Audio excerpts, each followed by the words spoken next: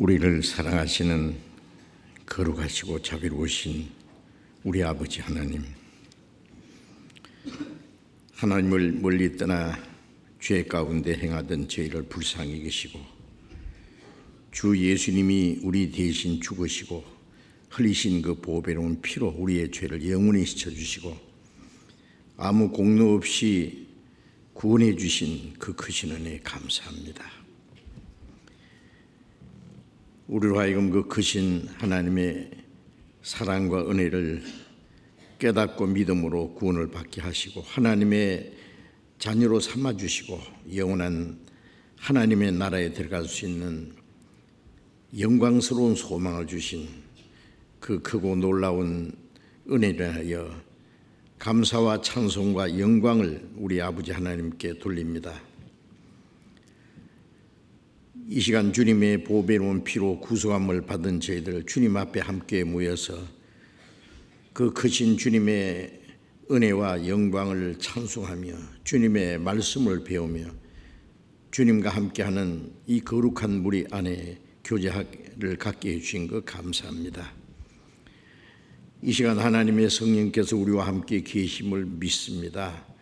우리 각 사람을 굽어 살피시고 하나님의 자비로운 손길로 더욱 붙들어 주시고 주님의 진리로 우리를 더욱 거룩하게 온전하게 해주시고 주님의 풍성하신 은혜와 생명과 능력으로 우리를 붙들어 주셔서 이 땅에 우리의 남은 생애가 하나님 앞에 헛되지 아니하고 하나님의 자녀로 합당하게 살아갈 수 있도록 또 이제 주님 몸된 교회 안의 지체로서의 역할을 잘 감당할 수 있도록 인도해 주시옵소서.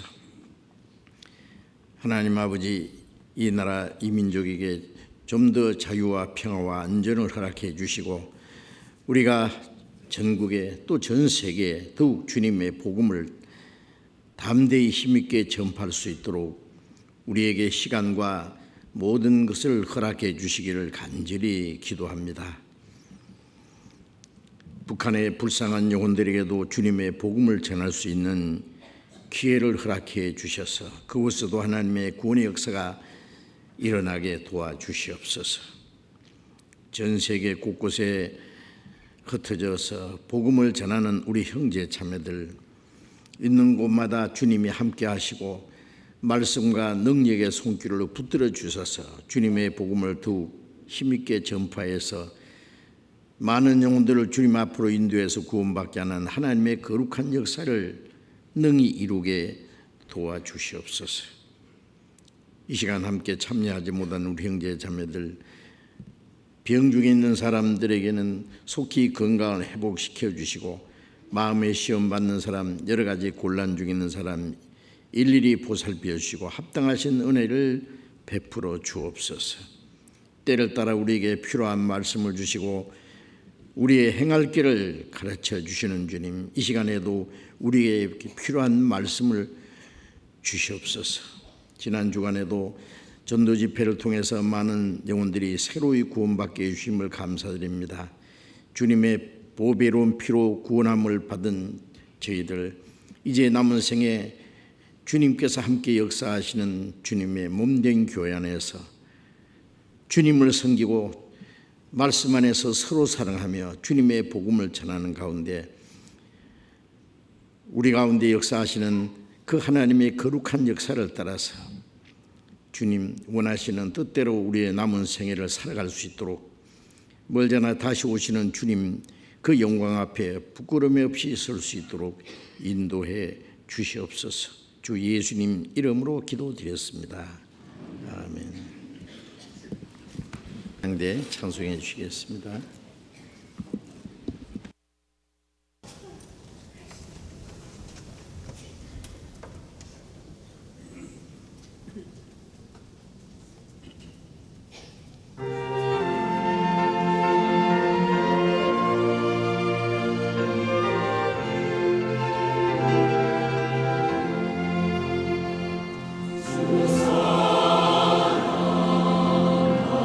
사랑하는 자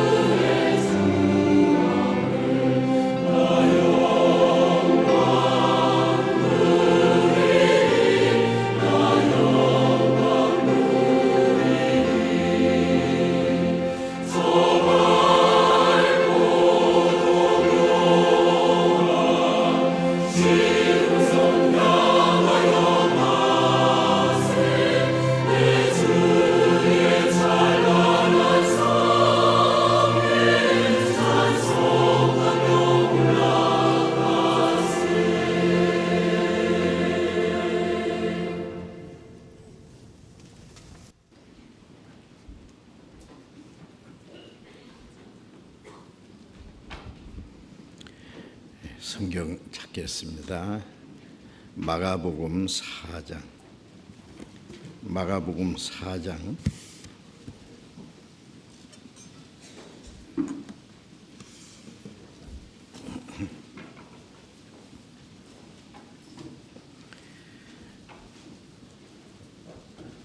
신약 마가복음 4장 26절부터 29절까지 제가 읽겠습니다. 마가복음 4장 26절부터 읽겠습니다.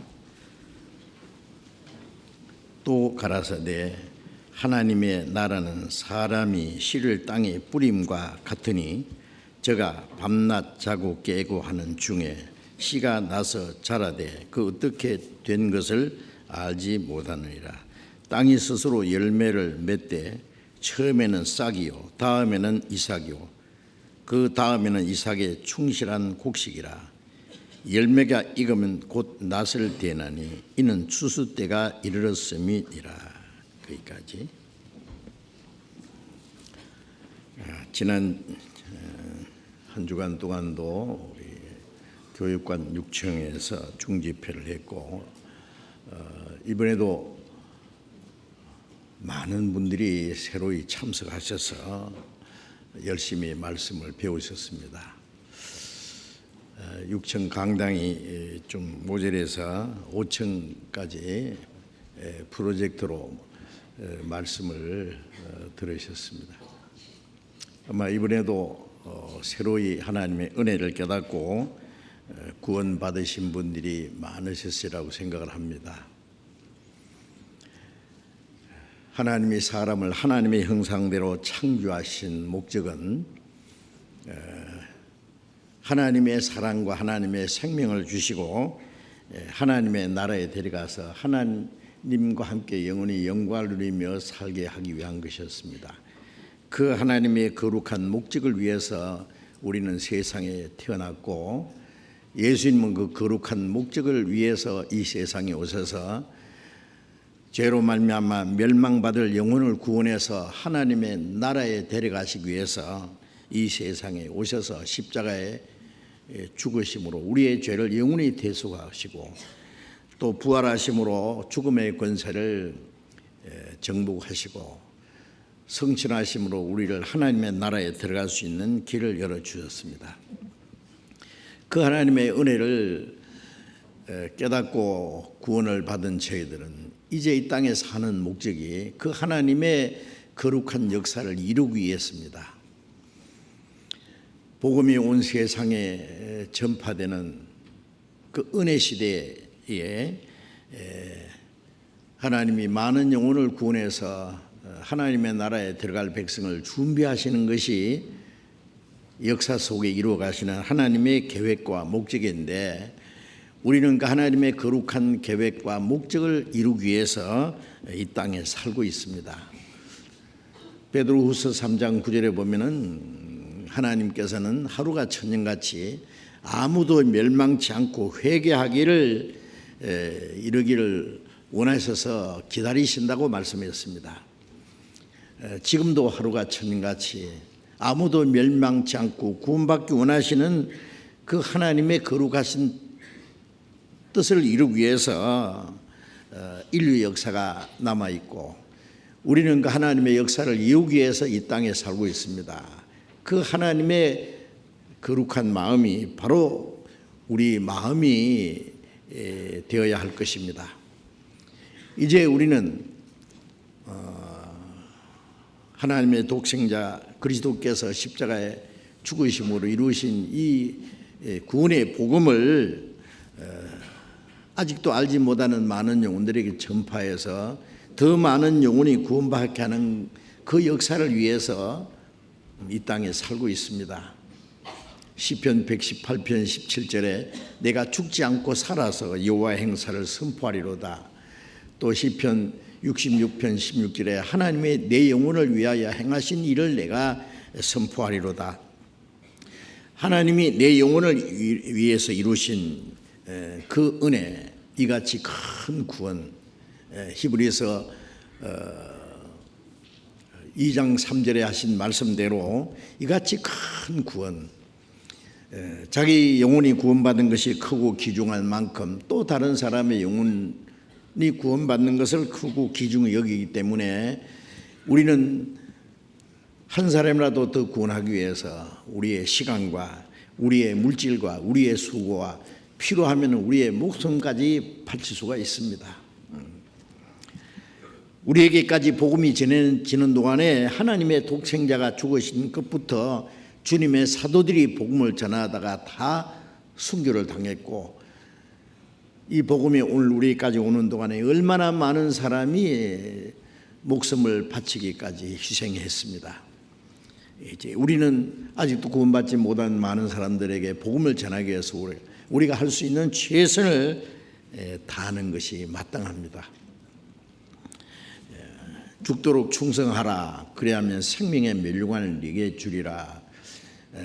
우리가 주님을 위해서, 복음을 위해서 죽도록 충성해야 됩니다. 이번에도 많은 영혼들이 구원을 받게 된 것에 대해서 우리는 하나님께 감사와 영광을 돌립니다. 그리고 이 일을 위해서 함께 기도하고 수고하고 또 시간과 물질과 모든 걸 희생해 주신 모든 형제 자매님들 하나님께 앞에서 함께 감사드리고 하나님께 영광을 돌립니다. 이제 며칠 후에 9월 16일부터 열리는 우리 추계 수양회,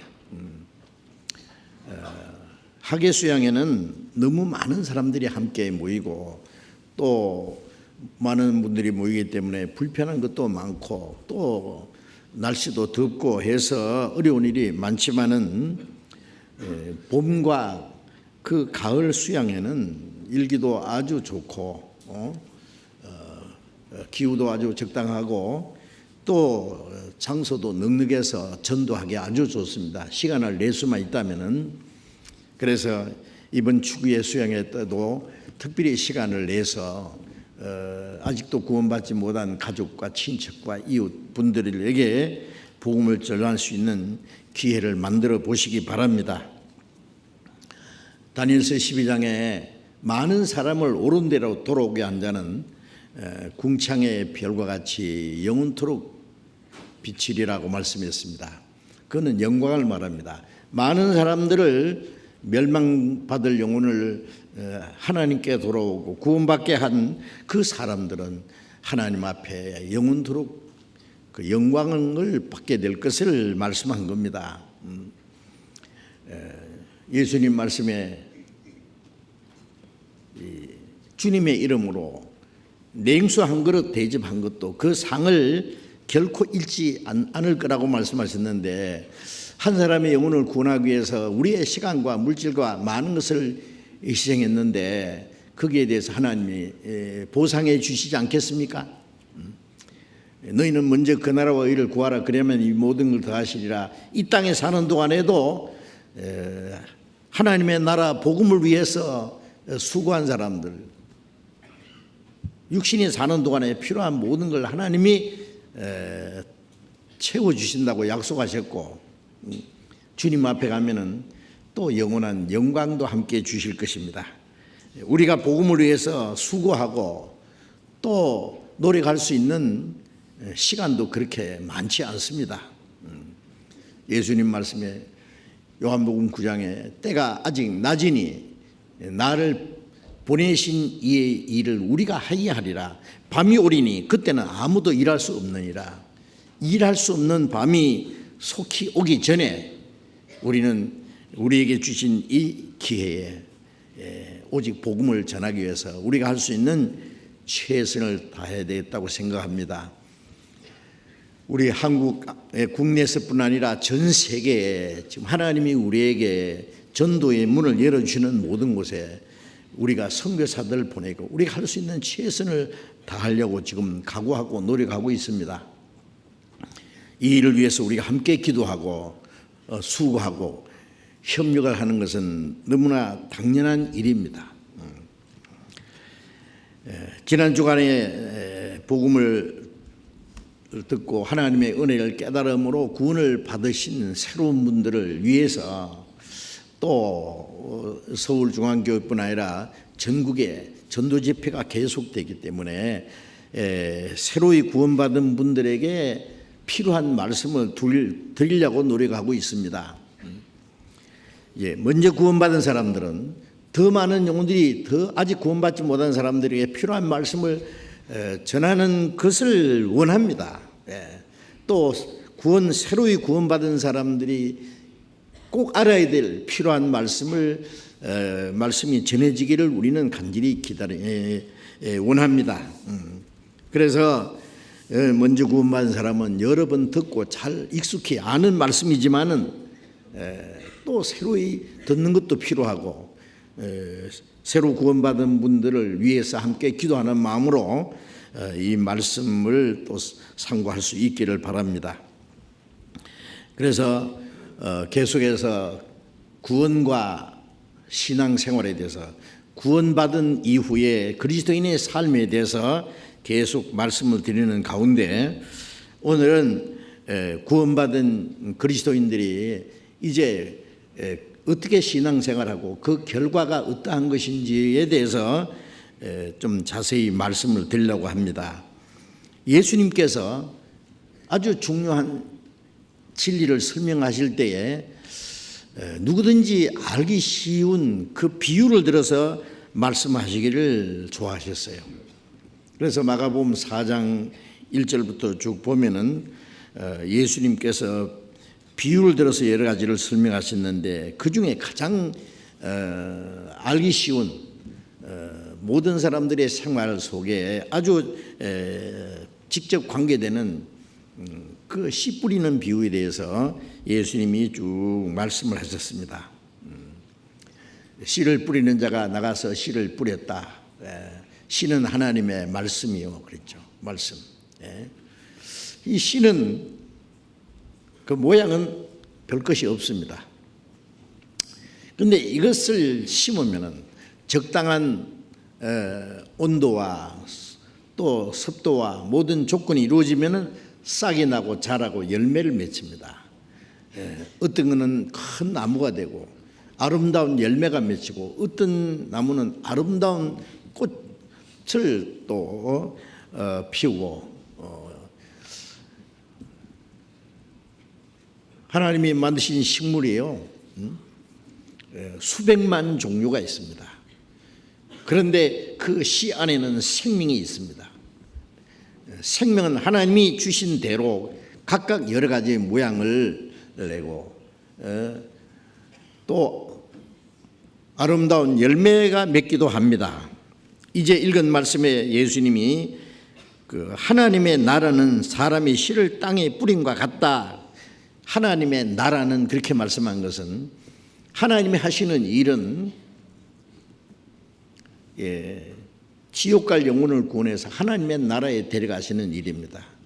예수님이 이 땅에 오신 것은 멸망받을 영혼을 구속하시고 멸망치 않고 영생을 얻게 하기 위해서 오셨다고 말씀하셨죠. 하나님의 밀이 땅에 떨어져 죽으면 많은 열매를 맺느니라.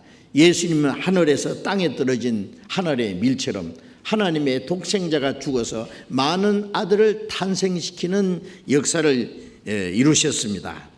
그래서 사람이 씨를 땅에 뿌림과 같다. 하나님은 자기 독생자를 땅에다가 뿌렸어.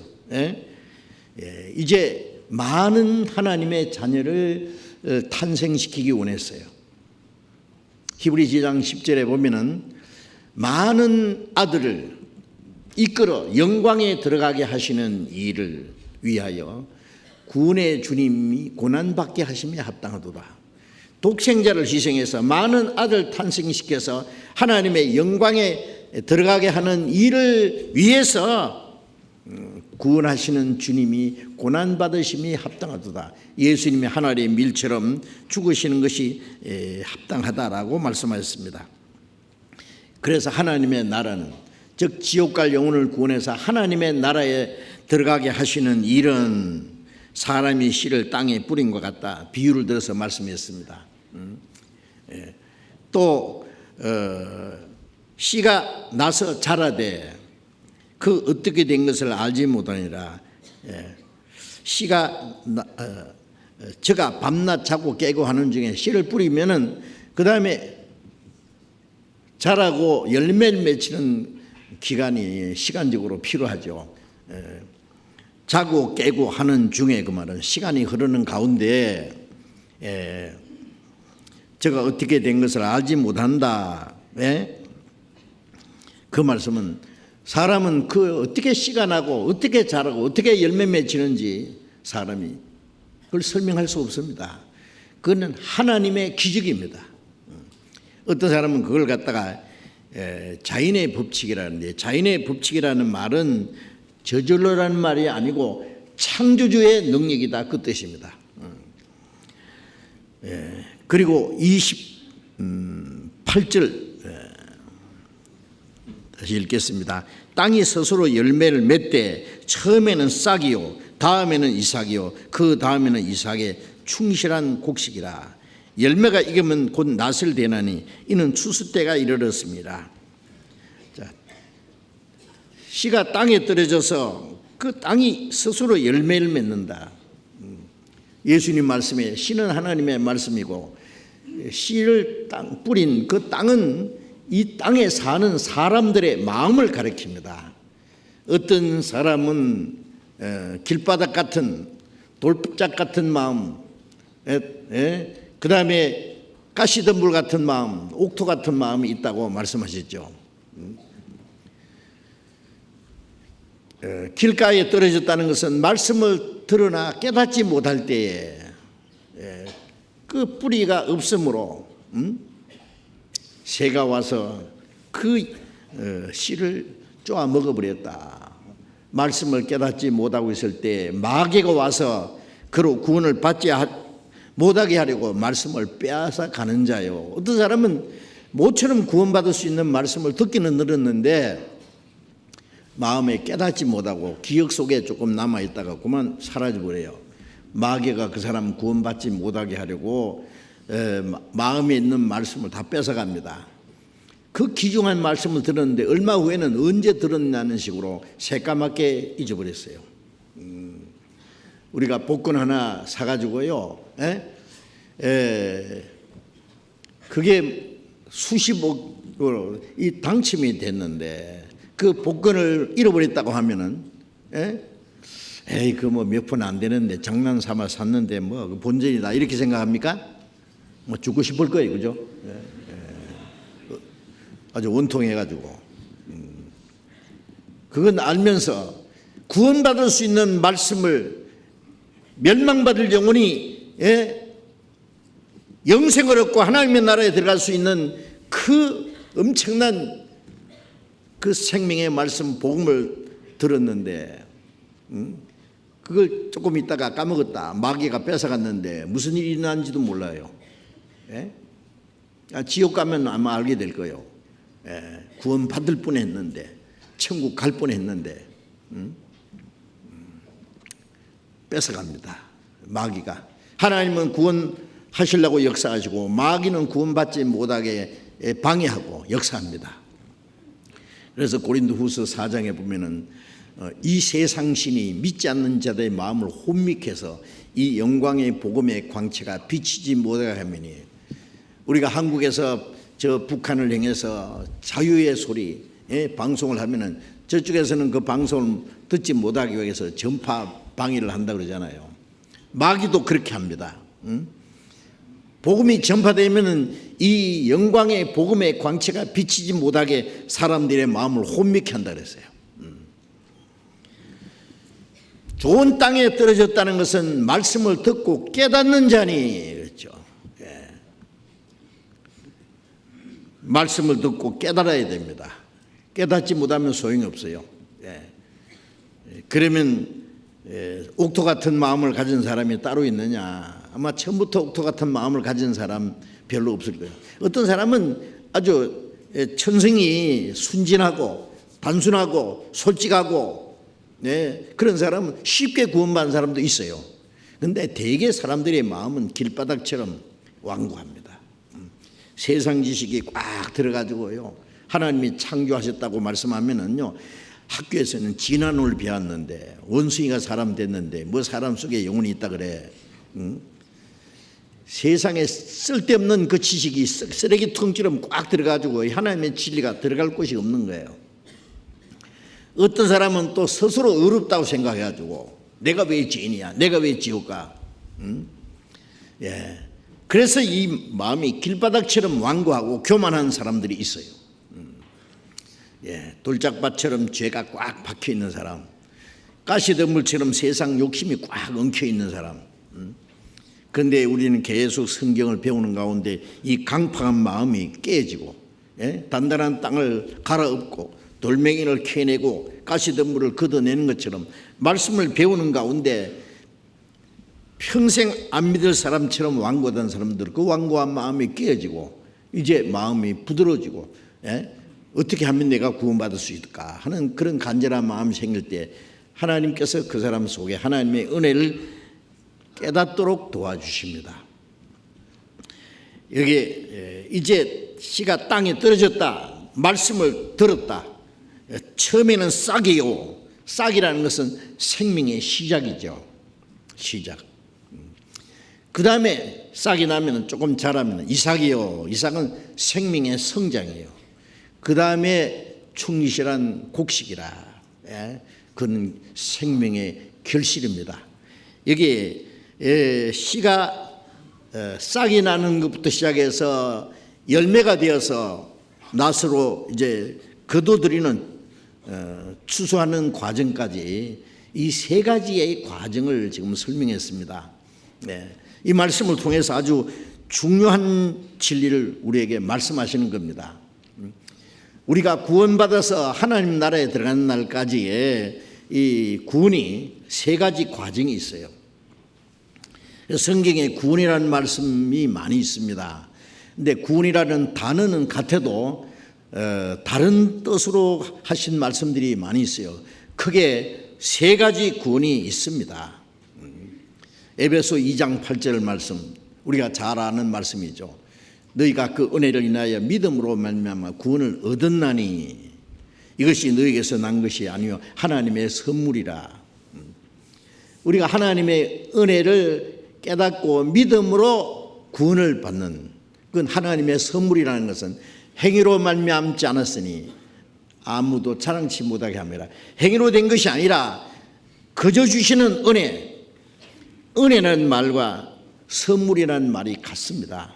선물은 돈 주고 받는 게 아니잖아요. 하나님은 모든 사람에게 선물을 주었습니다. 요한복음 4장에 보면은 그 죄 많은 사마리아 여인에게 예수님이 물 좀 달라고 했는데 그 여자는 그 예수님께 물을 드리는 걸 거절했어요.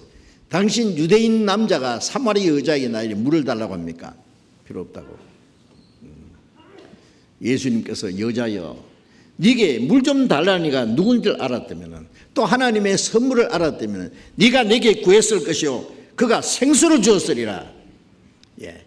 예수님은 하나님의 선물을 가지고 오신 분이에요. 예수님이 그 여자에게 물 좀 달라고 했을 때에 그 여자가 죄 많은 여자, 인정이라는 것은 술통만켜도 없는 그 마음이 완전히 메마른 그 여자, 예수님께 물 드리지 않을 걸 예수님은 잘 알고 계십니다. 예수님 왜 물을 달라고 하셨느냐? 생수를 주시려고. 너는 내게 물을 주지 않았지만 너는 내게 구하면 내가 하나님의 선물을 주겠다. 생수는 영원한 생명을 말하는 거예요. 생명의 떡을 주겠다는 거예요. 지옥 갈 그 죄 많은 영혼을 구원해서 하나님 나라에 데려가셨겠다는 거예요. 너희가 그 은혜를 믿음으로 구원을 얻었나니, 선물은 주면은 감사합니다. 받으면 됩니다. 아무리 선물을 주고 싶어도 안 받으면 소용없어요. 하나님이 주시는 선물을 받지 않으면 멸망입니다. 받으면 구원이고 안 받으면 멸망이잖아요. 많은 사람들이 수십 년 교회 다니면서도 이렇게 믿으면 천국 가는지 못 가는지, 구원 받았습니까? 거듭났습니까? 천국 갈 자신 있습니까? 물어보면 아이고 부족해서, 아직 부족해서 못 간대요. 하나님의 은혜가 무엇인지, 하나님의 선물이 뭔지, 구원이 뭔지 그저 주시는 것을 받지 않기 때문에 자기가 잘해서 되는 줄 알아요. 믿어도 그냥 믿어서 안 되고 잘 믿어야 된다, 열심히 믿어야 된다. 하나님의 은혜에다가 자기 열심과 공로를 보태는 거예요. 죽을 때까지 해도 안 되는 거예요. 그 은혜를 믿음으로 구원을 얻었다. 이 구원은 하나님의 은혜로, 값없이 주시는 은혜를 깨닫고 믿음으로 단번에 되는 겁니다. 골로새서 1장 6절에 이 복음이 너희에게 이르면 너희가 듣고 참으로 하나님의 은혜를 깨달은 날, 하나님의 은혜를 깨달았다는 말은 믿어졌다는 말과 같은 말입니다. 확실히 알았다, 깨달았다, 믿었다 같은 말이에요. 참으로 하나님의 은혜를 깨달은 날, 이거는 평생에 한 번 있는 겁니다. 한 번. 이거는 구원받은 사람이 이미 과거에 이미 이루어진 사실입니다. 이것은 영혼 구원입니다. 그래서 베드로전서 1장 8절 9절에 보면은 너희가 예수를 보지 못하였으나 살았노라. 이제도 보지 못하나 믿고 말할 수 없는 영광스러운 즐거움으로 기뻐하니 믿음이 결국 곧 영혼의 구원을 받음이라. 믿음의 결국, 믿음 결과로 영혼의 구원을 받았다. 그래서 말할 수 없는 영광스러운 즐거움으로 기뻐하고 주님을 사랑한다. 평생에 한 번 이루어진 겁니다. 이것은 그 씨가 떨어져서 싹이 난 겁니다. 바로 이것은 하나님의 자녀로 탄생하는 구원입니다. 탄생하는 구원. 사람이 태어나는 게 있잖아요. 예수님 말씀에 사람이 거듭나지 않으면 하나님 나라를 볼 수 없느니라. 우리 육신으로 한번 태어났기 때문에 이 세상에 몇십 년 삽니다. 하나님 나라에 가서 하나님과 함께 영원히 살려면 이제 하나님의 자녀로 영적으로 탄생해야 됩니다. 그걸 거듭난다라고 합니다. 육신으로 태어난 것도 한 번이고 하나님의 영으로 태어나는 것도 평생 한 번입니다. 탄생하는 구원. 어떤 사람 기도하는 거 보니까 하나님 이번에 또 한 번 거듭나게 해주십시오. 거듭을 또 나고 또 나고 하는 겁니까? 심심하면 한 번씩 거듭나는 거예요? 그 거듭난 게 뭔지 몰라서 그래요. 그건 평생에 한 번입니다. 한 번. 영혼 구원. 그 다음에는 싹이 나면은 그 다음에는 이삭이요. 이제 싹이 나서 자라는 겁니다. 생명의 성장이라 그랬죠. 구원받은 사람이 이제 자라는 과정이 있습니다. 자라는 과정. 빌립보서 2장 12절을 잠깐 찾아봅시다.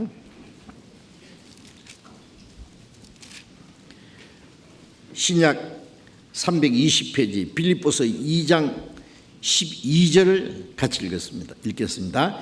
그러므로 나의 사랑하는 자들아, 너희가 나 있을 때뿐 아니라 더욱 지금 나 없을 때에도 항상 복종하여 두렵고 떨림으로 너희 구원을 이루라. 이 말씀은 바울 사도가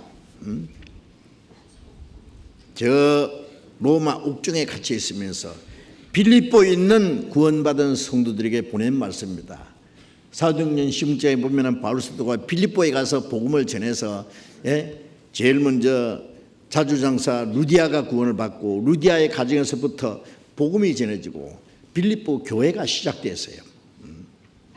그래서 빌립보 성도들은 구원을 받았을 뿐 아니라 복음을 전하는 바울 사도를 위해서 계속 기도하고 복음 전하는 일에 계속 협력한 그 아주 모범적인 교회입니다. 그래서 나의 사랑하는 자들아 그랬죠. 너희가 나 있을 때뿐 아니라 내가 너희와 함께 있을 때뿐 아니라 지금 나 없을, 지금은 멀리 로마 옥중에 갇혀 있어요.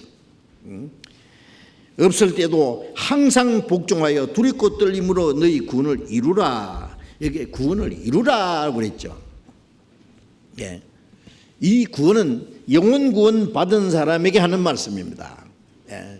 어떤 사람이 이 성경을 오해해가지고 여기 두렵고 떨림으로 구원 이루라고 했는데 구원 얻었다고 하면 안 되잖아요. 그런데 몰라서 그래요.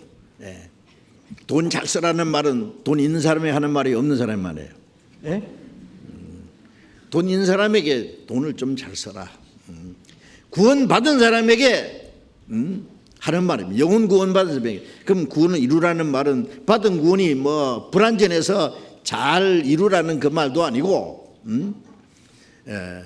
두렵고 떨림으로 구원을 이루라는 말은 구원을 잃어버릴까봐 두렵고 떨리라는 그 말도 아닙니다.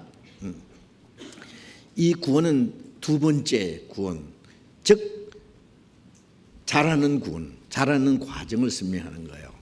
이제 구원을 받았으면은 마음이 변하고 생활이 변해야 돼요. 첫 번 구원은 예수님이 십자가에 우리 대신 죽으시고 우리가 받아야 될 저주와 심판을 받으시고 주님이 흘리신 피로 우리 죄를 영원히 사하셨다는 죄와 저주와 심판을 주님이 다 없이 하신 거예요.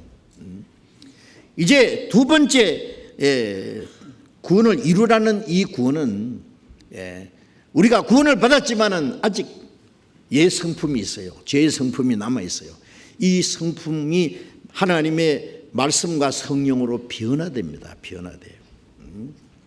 구원받았어도 마음이 변화되지 않으면 하나님의 자녀로 합당하게 살아갈 수 없잖아요. 그래서 하나님의 성령은 구원받은 사람 마음속에 계셔서 말씀으로 그 마음을 변화시키고 생활을 변화시켜서 하나님의 자녀로 합당하게 살도록 도와주십니다. 그걸 두 번째 구원이에요. 그걸 성품 구원, 생활 구원, 두렵고 떨림으로 구원을 이루라고 하는 구원. 그거는 구원받은 그날부터 하나님 앞에 간 날까지 평생 이루어가야 됩니다. 이거는 현재 진행이에요. 진행. 구원받은 그날부터. 구원 안 받은 사람에게는 이 말씀이 해당되지 않습니다. 영혼 구원 받지 않은 사람은 구원부터 받아야 돼요. 구원받은 후에는 이제 마음이 변하고 생활이 변하고 변해야 돼요. 그 두 번째 구원입니다. 그래서 두렵고 떨림으로 구원을 이루어. 이 말씀을 오해하지 않기 위해서 제가 잠깐 말씀드리는데, 우리가 받은 영혼 구원은 얼마나 완전한지 아세요? 구원의 안전성과 영원성. 요한복음 10장 28절에 예수님 말씀에 내가 저희에게 영생을 주느니 영원히 멸망치 아니할 터이요 또 저희를 내 손에서 빼앗을 자가 없느니라. 저희를 내게 주신 아버지는 만유보다 크심에 아무도 아버지 손에서 빼앗을 수 없느니라. 우리에게 주신 구원은 영생입니다. 영생. 영생은 영원히 멸망하지 않는 거예요. 영생을 받은 사람이 영생을 잃어버릴 수 있습니까? 이루어지지 않습니다. 영생을 이루어지지 않도록 그 지켜주시는 분이 주님입니다. 내가 저에게 영생을 주노니 영원히 멸망치 아니할 터요 또 저희를 내 손에서 빼앗을 자가 없느니라. 주님은 자기가 구원해 주신 생명을 자기가 지키십니다. 지키십니다.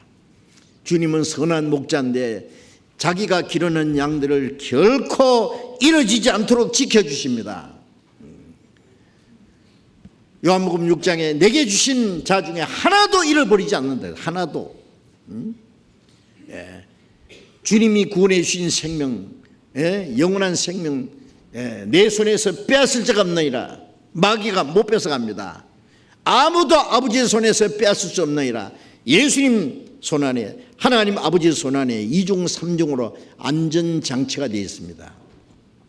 하나님의 자녀가 다시 멸망하는 일은 없습니다. 어떤 사람들 무책임하게 구원받은 사람들 잘못하면 지옥 간다. 아닙니다. 성경에 그 비슷한 말이 있는 것 같지만 그런 뜻이 아니에요. 오해하는 거예요. 거듭난 사람은 결코 멸망하지 않습니다. 안전한 겁니다. 그런데 어떤 사람은 또 이렇게 말해요. 그러면 영원히 제사함 받고 영원히 멸망치 않으면은 죄지도 괜찮겠네. 지옥 안 가면은. 그건요 아주 역설적인 얘기입니다. 그렇잖아요. 하나님의 자녀가 영원한 천국에 들어갈 수 있는 확실한 믿음과 소망을 가진 사람이 아무렇게나 죄 짓고 살 수 있느냐고요. 당치도 않는 일입니다. 물론 구원을 받았지만은 아직 변화되지 않는 예성품이 있어요. 그래서 구원을 받은 사람도 완전하지 못합니다. 구원받은 사람도 혹시 죄를 지을 수 있어요. 그렇다고 죄를 지어도 괜찮다는 게 아니에요. 요한복음 8장 11절에 예수님이 간음 중에 잡힌 여자에게 말씀하시기를 나도 너를 정죄하지 않노니 가서 다시는 죄를 범치 마라. 당장이라도 돌에 맞아 죽을 여자를 예수님이 살려주셨잖아요.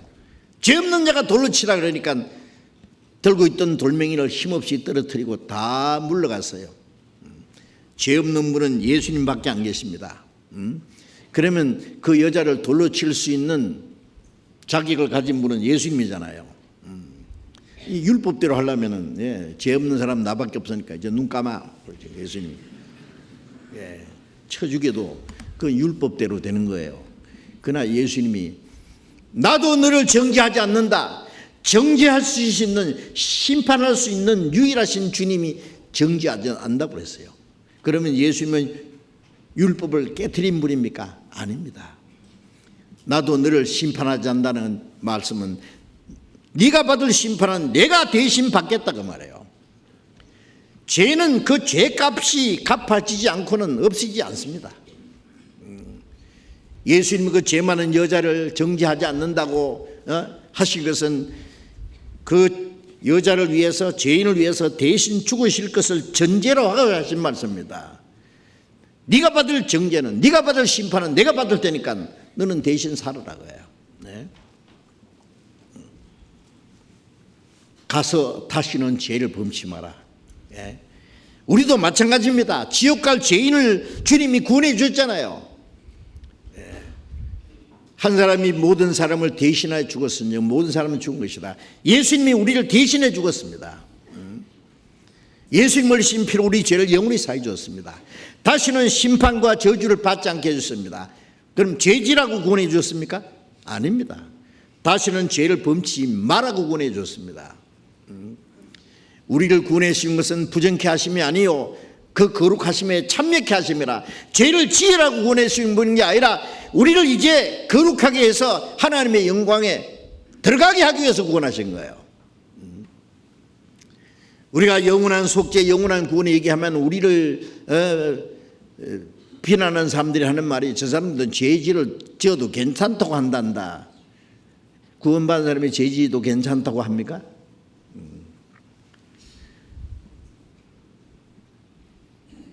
다시는 죄를 범치 마라. 죄를 범치 않을 뿐 아니라 하나님의 거룩하심에 참여하기 위해서, 거룩한 나라에 들어가기 위해서, 영광스러운 그 하나님의 나라에 들어가기 위해서 우리는 거룩해져야 됩니다. 내가 거룩하니 너희도 거룩할지어다. 로마서 6장 12절에 죄를 대하여 죽은 우리가 어찌 그 가운데 더 살리요. 우리는 예수님과 함께 십자가에 죽었습니다. 죄를 인해서는 죽는 사람입니다. 우리가 침례 받을 때요, 물 속에 들어갔다가 나오잖아요. 물에 잠기는 것은 주님과 함께 죽고 장사됐다는 것이고, 물에서 올라왔다는 것은 이제는 새 생명으로 살아났다는 거예요. 죄인은 죽고 의인으로 살아났다. 나는 죽고 주님이 내 안에 살아계신다. 세상에서는 죽고 하나님에서는 살아났다. 옛 사람은 죽고 새 사람으로 살아났다. 이제 죄인은 죽고 의인으로 살아났으니 새 사람이 됐으니 새 사람답게 살아야 될 거 아니에요. 죄를 행해서 죽은 우리가 어찌 그 가운데 더 살리요. 구원받은 이 계속해서 죄를 지으리요. 그럴 수 없느니라고 했습니다. 요한일서 2장 1절 읽겠습니다.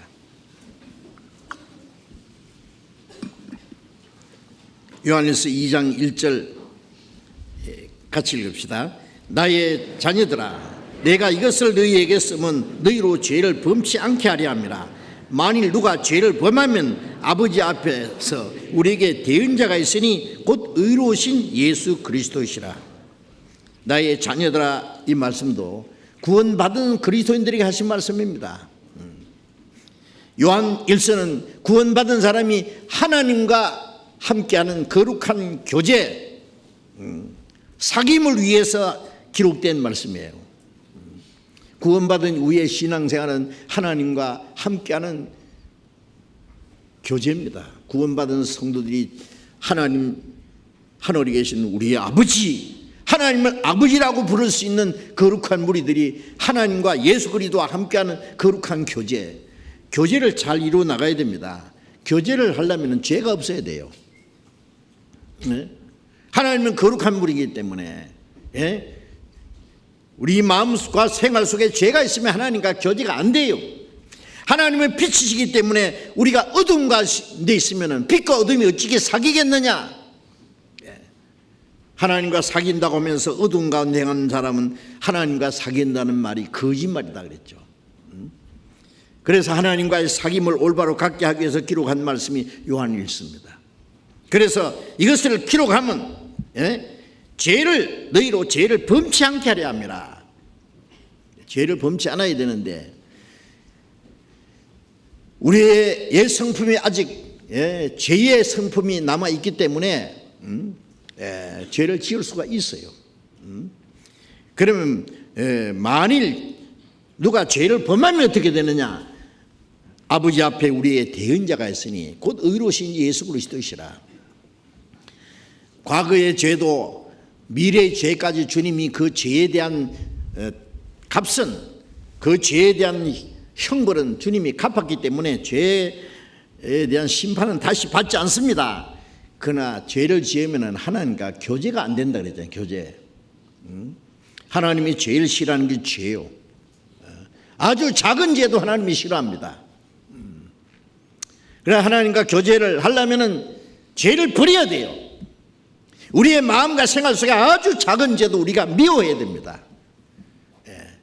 죄를 버려야 됩니다. 죄와 싸워야 됩니다. 그런데 만일 죄를 범하면 아버지 앞에 우리의 대언자가 있으니 곧 의로우신 예수로, 대언자는 대신 우리를 위해서 기도해 주신 분이에요. 어떤 사람은 죄를 범했는데 그 죄를 좀 벌을 안 받게 하기 위해서 특별한 변호사를 사가지고, 예? 그 변호하는 거 있잖아요. 그래서 어떤 사람은요, 아주 유능한 변호사를 사면은요, 아주 큰 벌 받을 사람이, 예, 벌을 적게 받든지 아니면 또 안 받게 되는 수도 있어요. 물론 그건 정당한 재판이 아닙니다. 그런데 우리가 죄를 범하면 하나님 앞에 우리의 대언자가 예수님입니다. 변호사입니다. 예수님이 뭐라고 우리를 위해서 기도해 주시겠어요? 하나님 아버지, 저 아무개 있잖아요. 그 사람은 죄를 지었지만 내가 저 사람 위해 죽었잖아요. 보세요. 피를 보세요. 용서해 주세요. 우리 죄를 영원히 사하신 주님은 지금 하나님 앞에 우리 위해서 기도하겠어요. 내가 만일 죄를 범하면 하나님 앞에 기도하고 계세요. 예수님이 나의 죄를 사하시기를 쉬지 않고 비시네. 그래서 히브리서 7장 25절에도 그를 힘입어 하나님께 나가는 자를 온전히 구원할 수 있으니 이는 그가 항상 살아서 저를 위하여 간구하십니다. 항상 살아서 우리를 위해서 기도하시기 때문에 우리가 예수님을 의지하고 하나님께 나가요. 예? 우리가 죄 가운데 넘어질지라도 벌떡 일어나고, 예? 죄를 지었어도 그걸 절망하지 않는 것은 주님이 나를 위해서 기도하고 계시기 때문에, 예. 곧 의로우신 예수 그리스도시라. 그래서 주님은 우리의 중보자로서 살아계시기 때문에 우리가 혹 죄를 지어도 멸망하지 않습니다. 그러면 어떻게 해야 돼요? 우리는 우리를 위해서 기도하시기 때문에 우리가 죄 때문에 망하지는 않지만은 우리가 지은 죄를 버려야 됩니다. 돌이켜야 됩니다. 회개해야 됩니다. 그래야만 하나님과의 교제가 회복되는 거예요. 요한일서 1장 9절 보겠습니다. 요한일서 1장 9절 같이 읽겠습니다. 만일 우리가 우리 죄를 자백하면은 저는 밉보시고 의로사 우리 죄를 사하시며 모든 불의의 수위를 깨끗게 하실 것이요. 이 말씀은 구원 안 받은 사람에게는 해당되지 않는 말씀입니다. 구원 안 받은 사람은 아무리 죄 자백해도 소용없어요. 구원 안 받은 사람은 자기가 범한 죄를 용서받는 게 아니라 죄인 자체가 통째로 용서받아야 돼요. 구원받아야 돼요. 이 말씀은 구원받은 사람이 구원받은 후에 짓는 죄를 하나님 앞에 자백하면은 하나님은 밉보시고 의로사 우리 죄를 사하신다는 말씀은 죄를 안 지은 것처럼 하나님과의 교제가 다시 회복되는 거예요. 회복돼요. 아들이 아버지한테 잘못을 지으면 아버지하고 교제가 안 되잖아요. 그럼 아버지 앞에 가서 무릎을 꿇고 아버지 잘못했습니다. 죄송합니다. 다시 안 그럴게요. 솔직히 자백하면은 알았어. 용서했어. 다시 그러지 마. 그러면 이제 교제가 회복되는 거잖아요. 여기 우리 죄를 사하신다는 말씀은 죄를 안 지은 것처럼 교제가 회복되는 걸 말해요. 회복되는 거예요. 우리는 죄를 지으면 솔직히 죄를 인정하는 게 필요합니다. 우리는 다른 사람의 죄는 잘 보는데 자기 죄는 잘 안 봐요. 내가 뭐 잘못했어? 네가 잘못했지. 그런데 예수님 말씀은 남의 그 허물은 보지 말고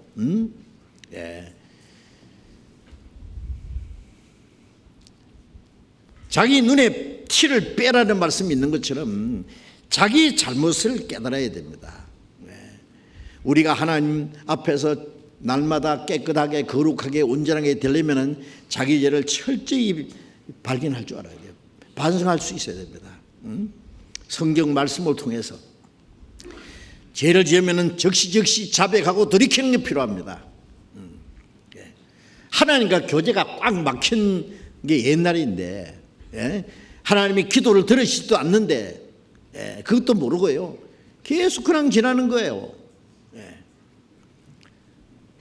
시편 66편에 사람이 마음에 죄를 품으면 하나님은 그 기도를 듣지 않는다 그랬어요.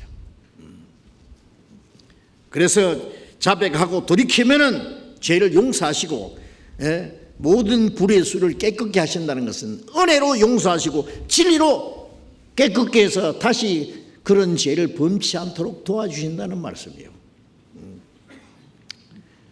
그래서 구원받은 이후에 그리스도인은 계속적으로 생활 속에 회개하는 것이 필요합니다. 계속 해야 됩니다. 매일 오늘 내가 잘못한 게 없는가? 한 주간이 지나면은 지난 주간에 내가 혹시 잘못한 게 없는가? 하라는 것 하지 않은 것도 죄고 하지 말라고 한 것도 죄고 죄가 생각나야 돼. 생각나면 돌이켜야 돼. 그러면 하나님이 그 사람을 새롭게 하시고 진리로 새롭게 거룩하게 점점 그 사람의 성품이 하나님을 닮아가는 거예요. 죄를 그대로 놔두면 성령의 도우심을 못 받습니다. 그런데 이 그리스도인이 짓는 죄가 두 가지가 있어요. 하나는 부지중에 짓는 죄, 그거는 이 세상 말로 경범죄라는 거예요. 작은 죄죠. 구원을 받았지만 아직 옛 성품이 있기 때문에 때때로는 성질도 내고 때때로는 욕도 하고 미워하기도 하고 탐내기도 하고 그 즉시 또 후회하잖아요. 아, 내가 왜 이랬을까? 그건 가벼운 죄입니다. 그 죄는 죄요. 그런데 또 한 가지 짓는 그건 죄를 자백하고 돌이키면 됩니다. 그런데 또 한 가지 죄는 고의로 짓는 죄, 중범죄입니다. 그거는 좀 큰 죄예요. 그리스도인이 지어서는 안 되는 죄가 있습니다. 그 문제가 좀 달라집니다. 고의적으로 남의 돈을 떼먹었다. 고의적으로 남을 속여 먹었다, 거짓말을 했다, 도둑질을 했다, 간음죄를 지었다.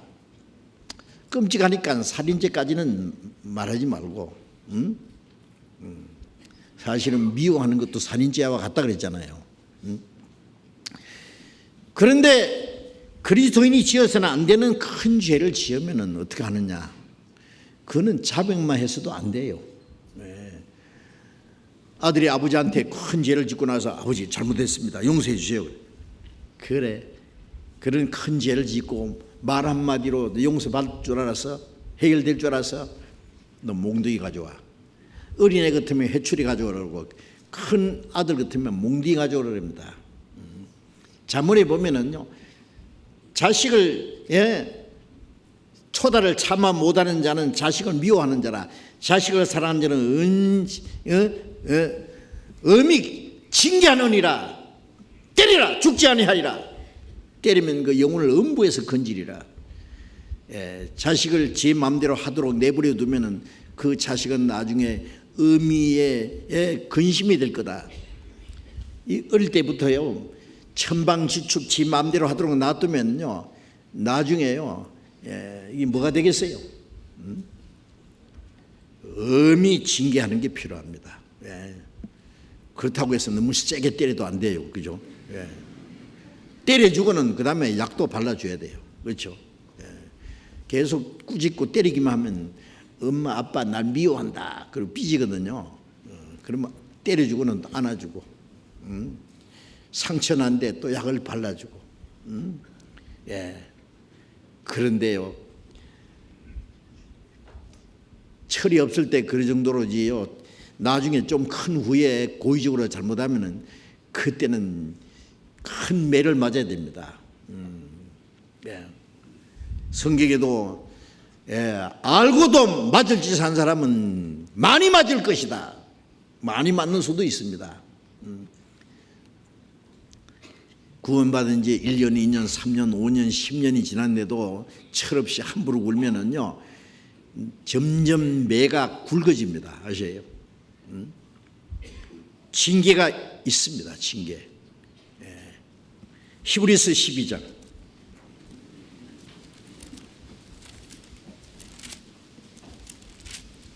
히브리서 12장 12장 6절부터 봅니다. 히브리서 12장 6절. 주께서 그 사랑하시는 자를 징계하시고 그의 받으시는 아들마다 채찍게 하심이라 했으니 너희가 참으면 징계를 받기 함이라. 하나님이 아들과 같이 너희를 대우하시나니 어찌 아비가 징계하지 않는 아들이 있어요. 징계는 다 받는 것이오늘 너희에게 없으면 사생자와 참 아들이 아니니라. 사랑하시는 아들을 징계합니다. 하나님이 받으시는 아들이기 때문에 채찍질하십니다.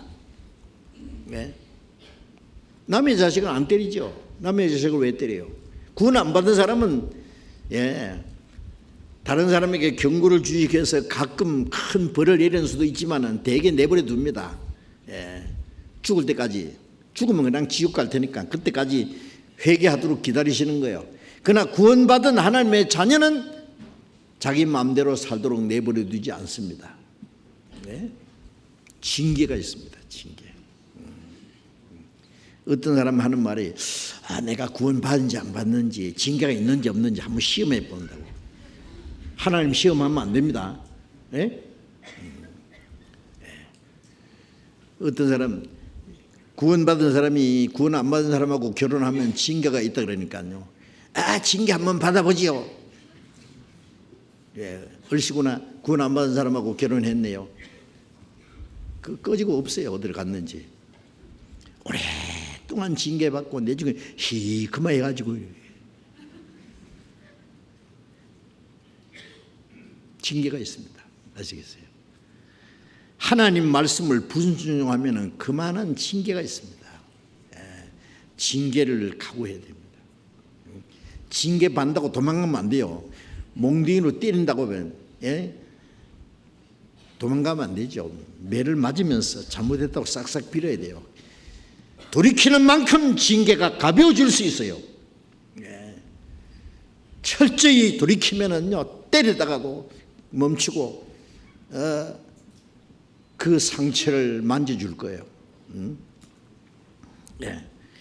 징계가 있다는 것만은 틀림없습니다. 왜 징계하시느냐? 사랑하시기 때문에, 우리를 거룩하게 하시기 위해서. 그래서 10절에 보면은 같이 읽어봅시다.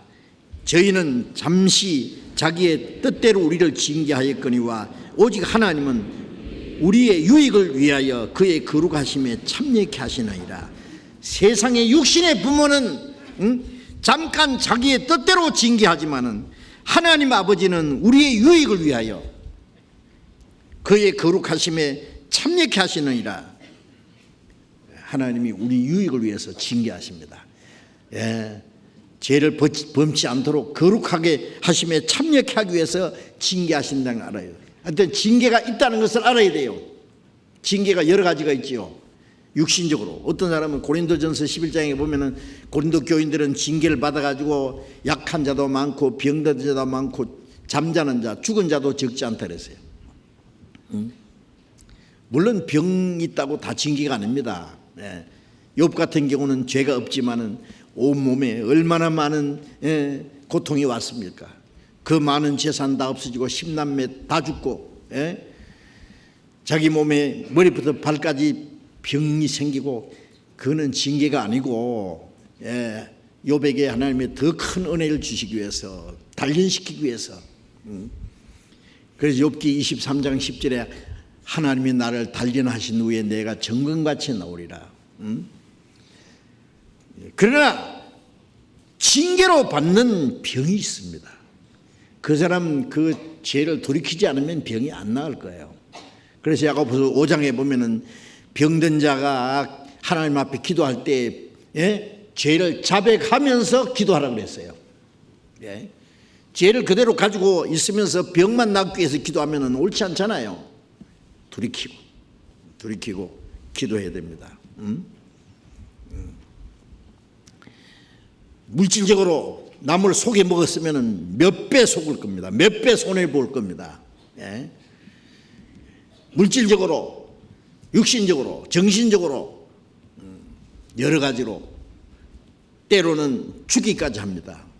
그리고 고린도전서 5장 5절에 보면은 고린도 교인들 중에 그리스도인이 지어서는 안 되는 죄를 짓고 회개하자니까 죽여버렸어요. 그냥 이런 자를 사탄에게 대해서 육신은 멸하고 영은 주 예수의 날에 구원받게 하려 합니다.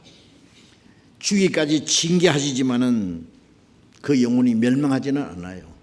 아마 주님 앞에 가서도 아마 큰 책망을 받게 될 거예요. 우리가 이 징계가 있다는 걸 알면은 징계가 무서워서도 죄를 못 짓습니다. 그래서 두렵고 떨림으로 구원이 이루라는 말은 영혼 구원이 이뤄질까봐 두렵고 떨리는 게 아니라 혹시 죄를 범할까봐, 불순종할까봐 부득 두렵고 떨려야 됩니다. 두렵고 떨립니다. 그래서 고린도후서 7장 1절에 하나님을 두려워하는 가운데 거룩함을 온전히 이루라고. 죄를 멀리하고 하나님을 두려워하는 가운데 거룩함을 온전히 이루어가야 됩니다. 죄는 독사의 독보다 무서워해야 됩니다. 아십니까? 죄를 심각하게 생각하면 안 됩니다. 자, 그래서 두렵고 떨림으로 구원을 이루라는 그 말씀은 그 받은 영혼 구원이 멸망할까봐, 이루어질까봐 두렵고 떨리라는 말이 아니라는 것 제가 잠깐 설명을 드렸습니다. 이제 구원받은 이후에 그리스도인은 이제 하나님의 뜻대로 살려고 노력해야 돼요.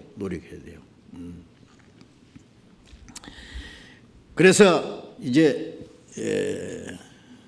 다음에는 그 이삭이 그랬어요. 자라는 과정, 자라는 과정이 있다는 것 우리는 잊지 말아야 됩니다. 첫 번 영혼 구원에 대해서 다시 잠깐 설명해 줘요. 영혼 구원은 죄 산 받았다, 의롭다함 받았다, 영생 얻었다, 거듭났다, 하나님의 자녀 됐다, 하나님의 후사 됐다, 성령 받았다. 이게 한꺼번에 이루어진 거예요. 아세요? 우리가 아침 식사했다는 그 안에 메뉴가 여러 가지 있잖아요. 그것처럼 우리가 구원을 받았다는 그 안에는 엄청난 것이 한꺼번에 받은 거예요. 제삼 받았다, 의롭다함 받았고, 영생 얻었고, 거듭났고, 하나님 자녀 됐고, 하나님의 후사 상속자가 됐고, 그 다음에 성령도 동시에 받은 거예요. 구원받았다는 것이 얼마나 엄청난 일인지 모릅니다. 일생일대 놀라운 변화가 온 거예요. 구원받은 것은 시작이에요. 싹은 생명의 시작이잖아요. 생명이 시작됐으면 자라야 됩니다. 탄생했으면 자라야 되잖아요. 이제 자라는. 베드로전서 2장을 보겠습니다.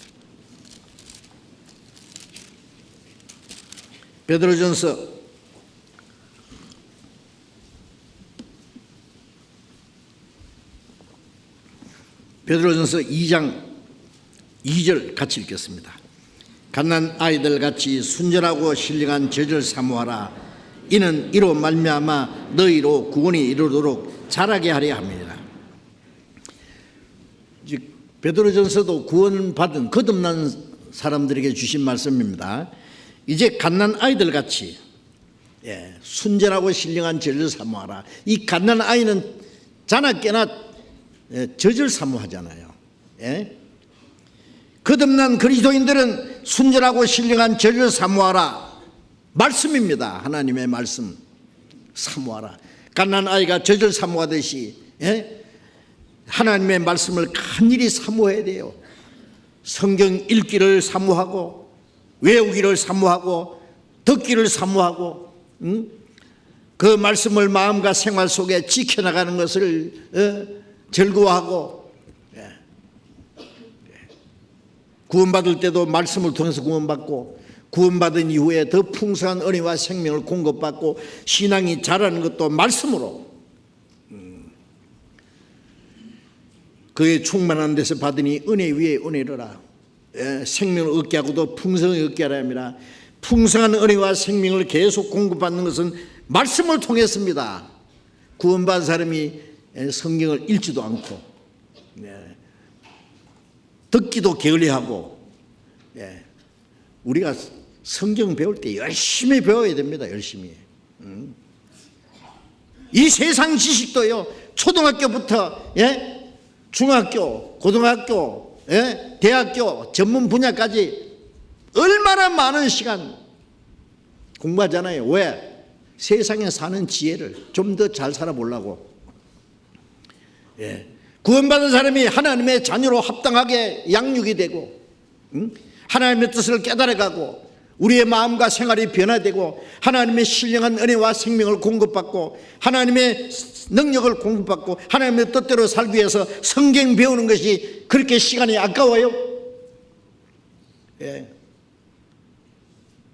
텔레비전 앞에 가서는 몇 시간씩 시간 가는 줄 모르면서 성경 배울 때는 시간 왜 이렇게 기노? 빨리 끝났나노? 빨리 놀러 가야 되는데 성경 배우는 시간이 그렇게 아깝습니까? 문제가 있는 사람이에요. 문제가. 시편에 보면은 다윗이 그랬잖아요. 주님의 말씀이 내게 어찌 그리 단지요? 송이 꿀보다 더 단이다. 내가 주님의 말씀을 묵상하려고 야경이 깊기 전에 깨었나이다. 다윗은 하나님의 말씀을 사모하려고 밤중에 일어나서 성경을 읽고 사모하고, 하나님의 말씀을 사모하는 것이 하나님을 사모하는 거예요. 말씀을 가까이 하는 게 하나님을 가까이 하는 거예요. 말씀을 멀리하면 하나님과 멀어지고, 말씀과 멀어지면 세상과 가까워집니다. 매일 성경을 읽어야 돼요. 하루에 최소한 석 장은 이상 읽어야 되죠. 밥은 3끼 먹으면서 왜 성경은 안 읽으려고 그래요? 욥이 말했잖아요. 내가 일정한 양식보다 주의 입의 말씀을 더 귀히 여겼구나. 일정하게 매일 먹는 양식보다도 하나님 말씀을 더 귀히 여겨야 됩니다. 그 사람을 하나님이 사랑하실 거예요. 하나님이 더 큰 은혜를 주실 거예요. 성경을 가까이 하는 게 하나님을 가까이 하는 겁니다. 성경을 떠나서는 우리가 살 수 없어요. 하나님을 떠나서는 살 수 없어요. 듣고 읽고 외우고 또 잊어버렸다가 또 듣고 외웠다가 또 잊어버리고 또 외우고 콩나물 시루에 물을 주면 주르륵 부으면 빠지고 주르륵 부으면 빠지고 그러는 가운데 콩나물 무럭무럭 자라듯이 계속 듣고 외우고 읽고 하는 가운데 우리의 신앙이 무럭무럭 자랍니다. 들었던 말씀도 또 듣고 해야 되지. 어떤 사람은 또 다 아는 말씀인데 다 아는 말씀도 또 들어야 됩니다. 찬송가에 대해 평생에 듣던 말씀 또 들려주시오. 듣고 하는 가운데 우리의 마음과 생각이 변합니다. 우리의 강팍한 마음, 완고한 마음, 거짓된 마음이 무너지고 깨지고 변합니다. 말씀을 계속 사모해야 돼요. 갓난아이 같이 순결하고 신령한 제절 사모하라. 이는 너희로 구원이 이르도록 자라게 합니다. 자라는 구원이에요. 성품이 점점 변합니다. 옛 성품이 점점 변하고 마음이 변하면 생활이 변해요. 달라져야 돼요. 무럭무럭 자라야 돼요. 태어나기는 태어났는데 도무지 자라지 않으면 그 큰 문제잖아요.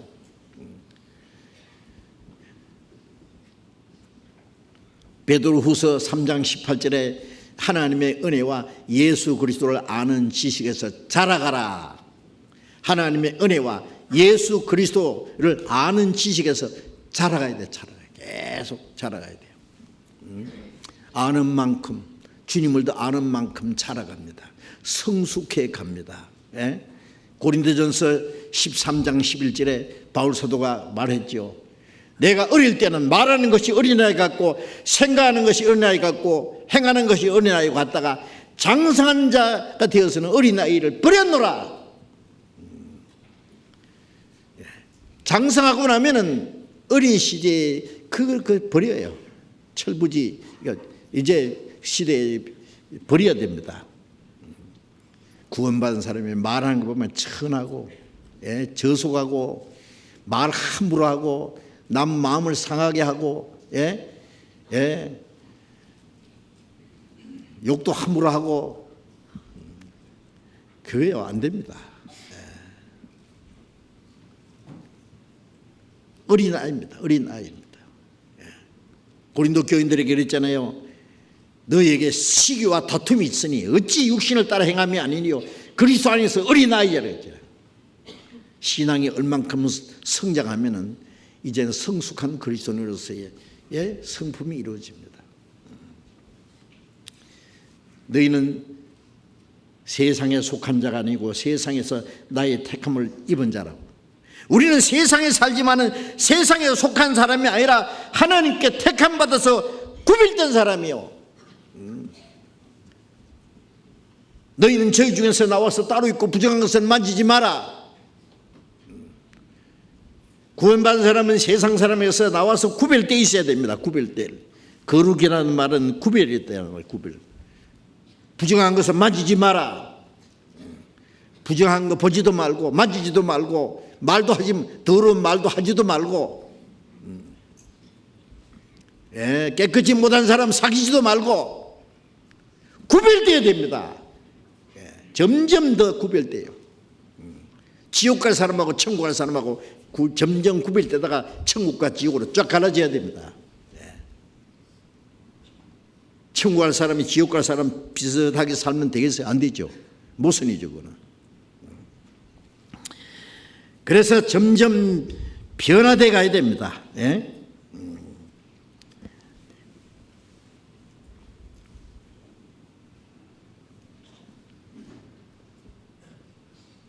고린도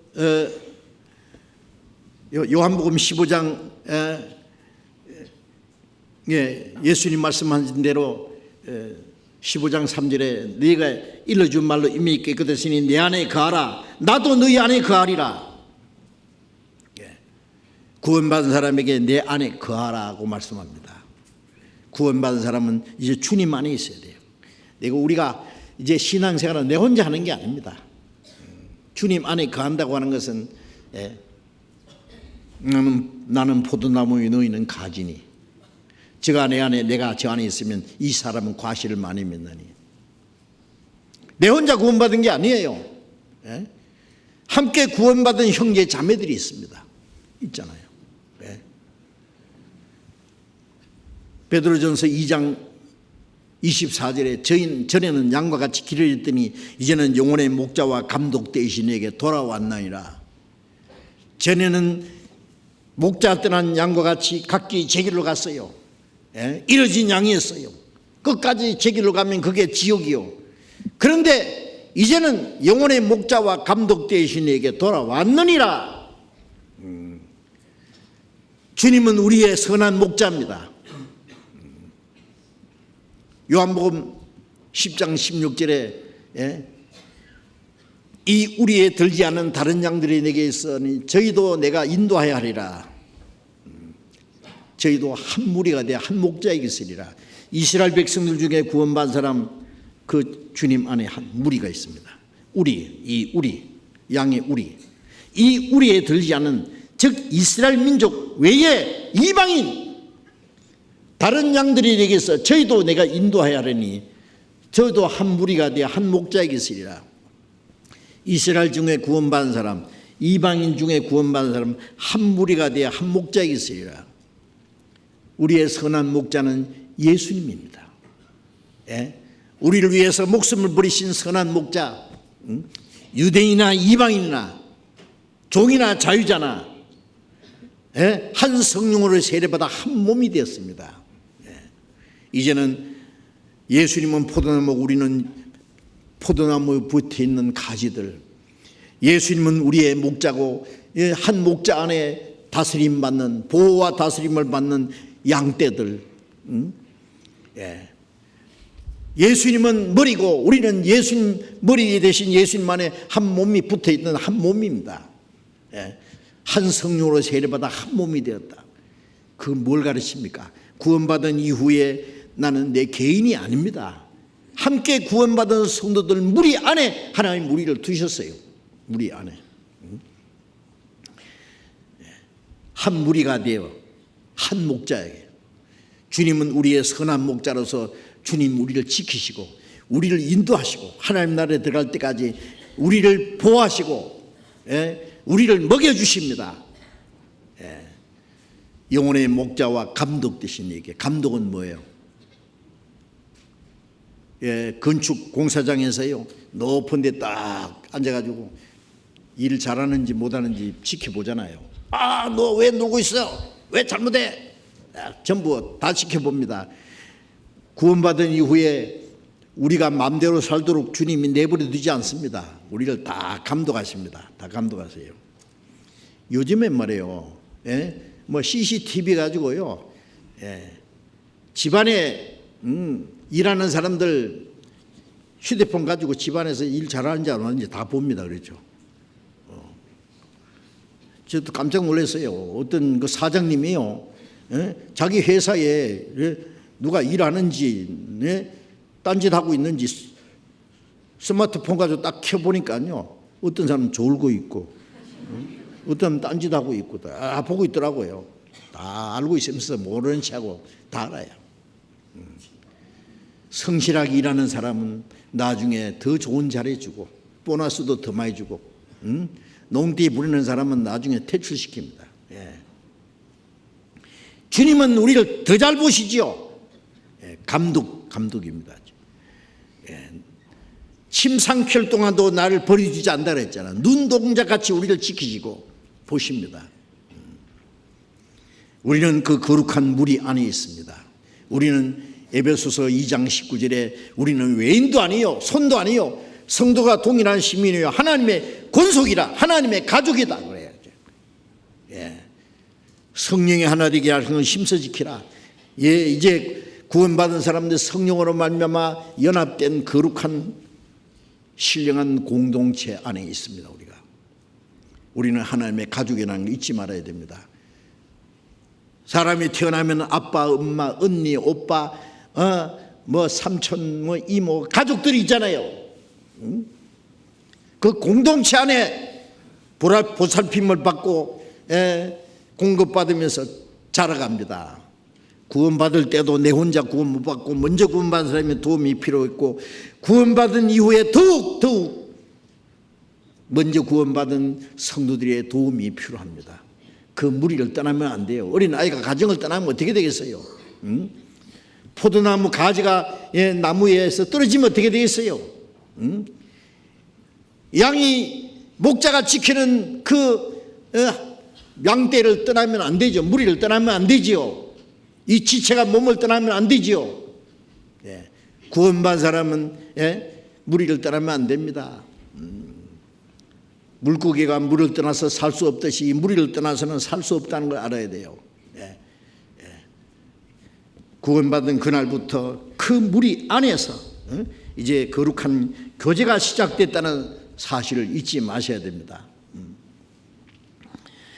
그 안에서 날마다 하나님이 우리를 새롭게 날로 변화시킵니다. 그리고 구원받은 이후에 그리스도인의 생활은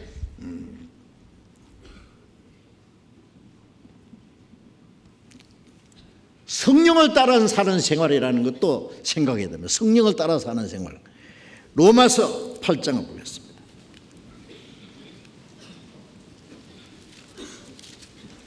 로마서 8장 14절.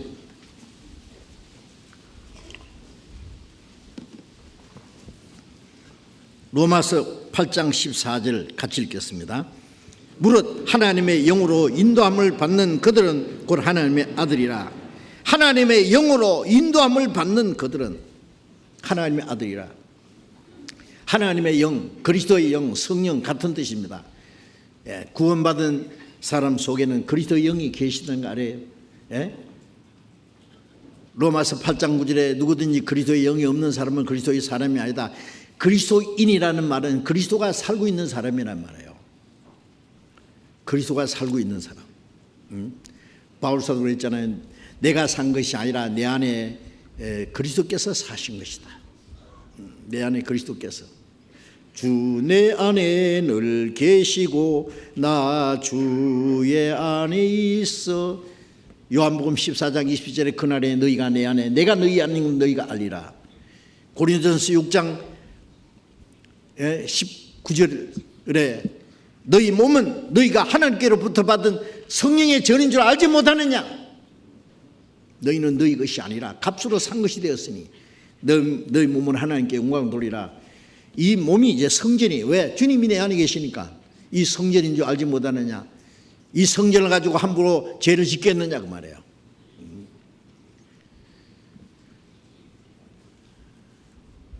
구원받은 사람이 성령이 계신 줄 몰라도 계십니다. 어떤 사람 죄 산 받았다는 것 처음 깨달았죠. 그 다음에 성령 배우다가 이제 의롭다 안 받았네. 죄사함이라는 것은 죄를 하나도 안 지은 사람처럼 봐주는 거. 의롭다는 것은 율법을 다 지킨 사람처럼 봐주는 거. 좀 다르잖아요.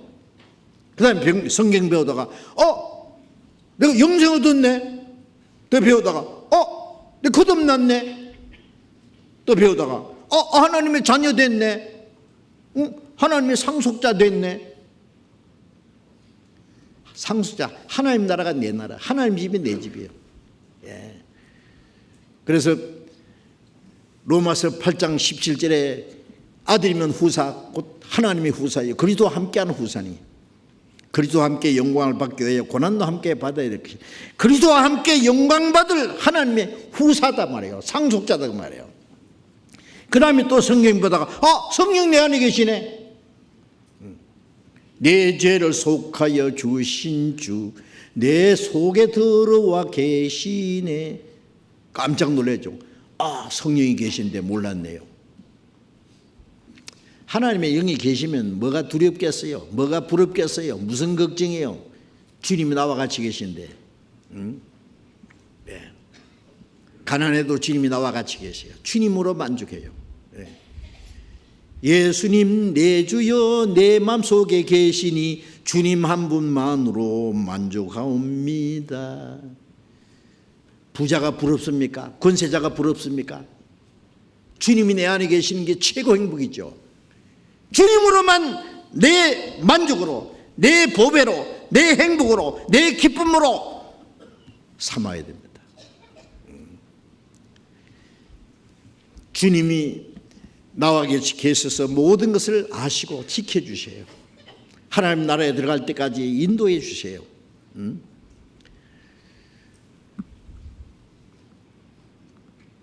그래서 구원받은 사람 이제 성령이 계시는데, 야고보서 4장 5절에 너희 안에 거하게 하신 성령이 시기하기까지 사모하신다 하신 말씀은 헛된 줄 생각하느냐? 내 안에 계신 성령은요, 내가 주님보다도 다른 걸 더 좋아하면 시기합니다. 예? 자기 아내가, 자기 남편이 자기보다 다른 사람을 더 좋아하면 시기하는 게 당연하잖아요. 주님이 우리를 얼마나 사랑하는지, 내가 주님보다도 세상을 사랑하면, 주님보다도 다른 걸 더 좋아하면 시기하십니다. 아세요? 시기하기까지 사모하신다 하신 말씀을 헛된 줄 생각하느냐? 주님 내 안에 계신데 주님을 모시고 아무데나 갈 수 있어요? 예? 주님 뭐 어디다가 모셔놓고 따로 갈 수 있어요? 우리가 주님을 잊어버릴지라도 주님을 잊어버리지 않습니다. 주님을 우리는 모독하지 말아야 됩니다. 만유리지 말아야 됩니다. 무시하지 말아야 됩니다. 예? 주님이 내 안에 주인이 되셔야 됩니다. 그 성령은 우리를 인도하십니다. 하나님의 영으로 인도함을 받는 그들은 하나님의 아들이라는 말은 성령으로 인도받아서 아들이 된다는 말이 아니라, 우리가 구원받으면 하나님의 아들이 됐는데, 하나님의 자녀는 하나님의 영으로 인도함 받는 것이 하나님의 자녀라는 증거다 그 말이에요. 증거.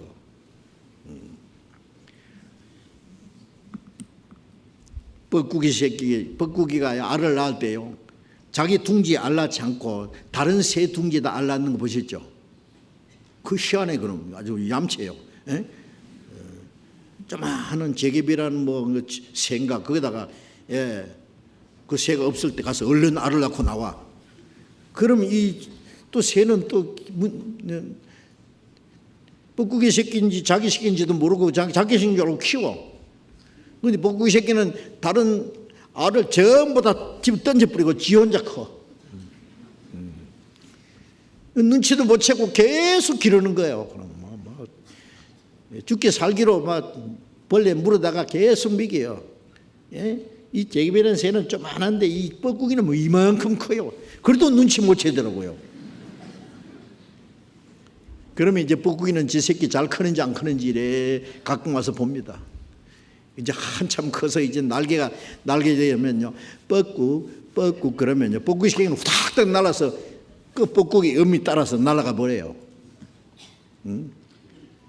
뻐꾸기 새끼는 음이 뻐꾸기 소리를 듣고 따라갑니다. 예. 예수님 말씀에 내 양은 내 음성을 들으며 저희는 나를 알미 나를 따르느니라. 타인의 음성을 알지 못하는 것 따르지 않고 도리어 도망하느니라. 주님의 양은 주의 음성을 듣고 따라갑니다. 예? 우리가 주님을 따라간다는 게 뭐예요? 주님의 말씀을 따라가는 게 주님 따라가는 거예요. 우리가 사람 따라갑니까? 어떤 목사 따라갑니까? 유명한 사람 따라갑니까? 아닙니다. 주님 따라갑니다. 말씀. 우리는 주님을 볼 수는 없지만 주님 음성을 들을 수는 있어요. 내 양은 내 음성을 듣고 저희는 나를 알고 나를 따르느니라. 양도 나를 알고 내가 양을 아는 것이, 아버지께서 나를 아시고 내가 아버지를 아는 것 같다. 그렇죠. 우리는 주님과 나 사이에 말씀이 있습니다. 말씀을 따라가는 게 주님을 따라가는 거예요. 요한복음 16장 13절에 진리의 성령이 오시면 너희를 모든 진리 가운데로 인도하시리니. 예? 성령은 말씀을 깨닫게 하고 말씀 가운데로 인도합니다. 좌로도 우로도 말고 가운데로, 진리 가운데로. 예. 예. 그래서 성령은 말씀으로 계속 우리를 가르치고, 말씀으로 우리를 날마다 하나님의 뜻을 알게 하고, 말씀으로 우리를 날마다 깨끗하게 거룩하게 하시고, 말씀으로 우리에게 주님의 풍성한 은혜와 생명을 공급해 주시고, 말씀으로 우리를 붙들어서 주님 뜻 가운데 살도록 인도해 주십니다. 빌립보서 2장 잠깐 봅시다. 빌립보서 2장 13절.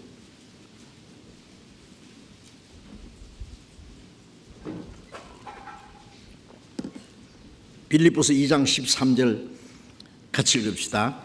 너희 안에서 행하시는 이는 하나님이시니 자기 기쁘신 뜻을 위하여 너희로 손을 두고 행하게 하시나니 너희 안에 행하시는 이는 하나님이시니 하나님이 성령으로 계십니다. 하나님의 영, 그리스도의 영, 성령, 하나님이시니 자기 기쁘신 뜻을 위하여 너희로 손을 두고 행하게 하시나니 성령께서는 하나님의 뜻을 깨닫게 하십니다.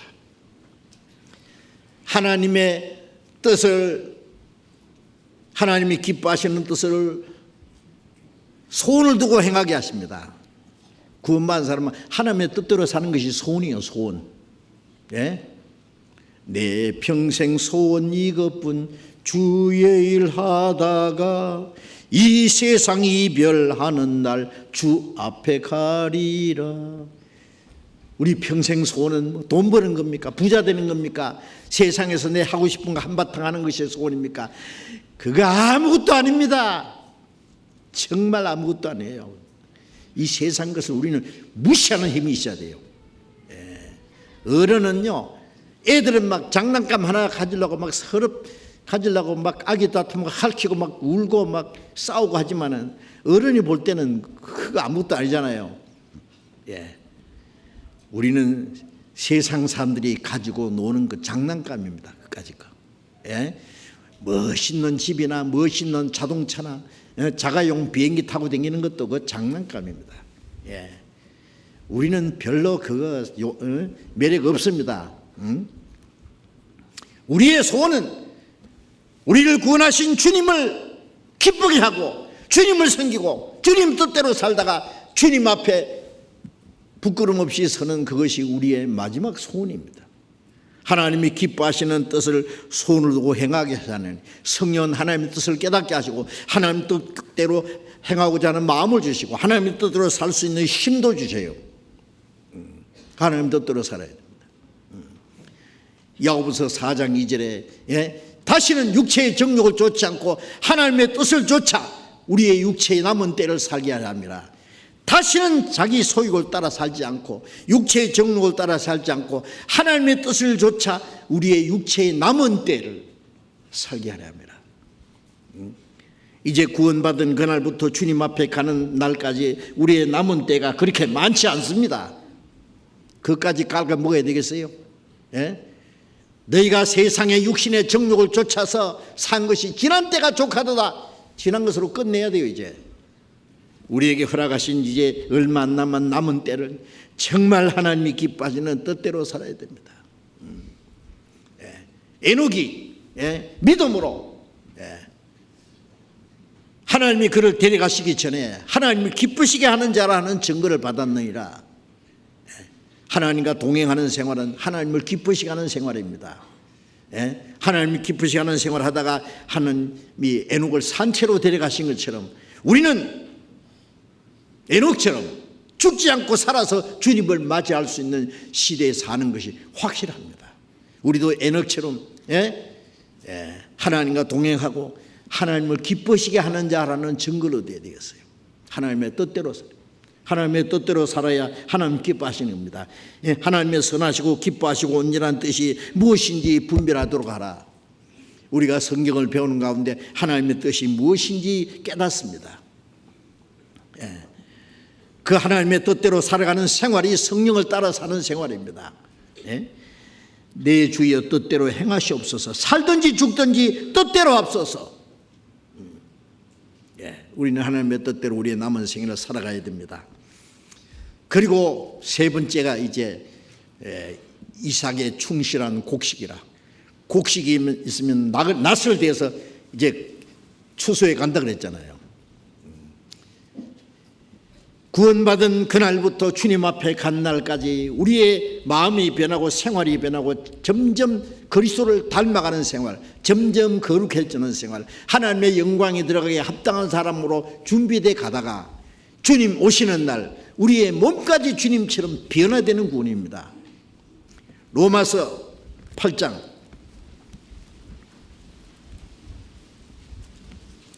23절 보겠습니다.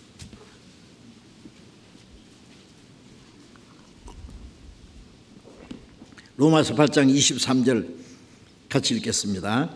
이뿐 아니라 또한 우리 곧 성령의 처음 익은 열매를 받은 우리까지도 속으로 탄식하며 양자될 것 곧 우리 몸의 구속을 기다리느니라. 자, 구원받은 사람은 성령의 처음 익은 열매, 주님의 부활의 영을 받았어요. 그런데 속으로 탄식하며 양자될 것 우리 몸의 구속을 기다리는데, 왜 탄식하느냐면 구원받은 사람도 피곤하고 속상하고 어려운 일을 당하고 이 육신은 걸펴받으면 또 죄를 지으려고 그러고요.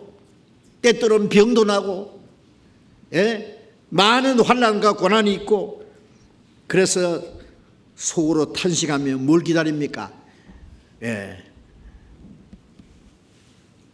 양자될 것 우리 몸의 구속을 기다리는, 우리 속 사람은 하나님의 자녀가 됐는데 이 몸은 아직 하나님의 아들 안 됐잖아요. 이 양자라는 것은 아들이 아닌데 아들 되는 걸 양자라 그런 거예요. 우리 몸까지 주님과 같이 영광스러운 변화되는 몸의 구속을 기다려요. 몸의 구속. 이 몸의 구속은 주님 재림하실 때 죽은 자는, 그리스도 안에 죽은 자는 썩지 않는 몸으로 살아나고 살아있는 사람은 혼연히 변화돼서 공중에서 주님을 맞이합니다. 그래서 고린도전서 15장 51절에 내가 비밀을 말하는 이유가 다 잠잘 것이 아니라 마지막 나팔의 순식간에 혼연히 다 변하리니 나팔 소리가 나며 죽은 자들이 썩지 않을 것으로 다시 살고 우리도 변하리라. 이 죽을 것이 죽지 않은 몸을 입겠고 이 썩을 것이 썩지 않은 입으리로다.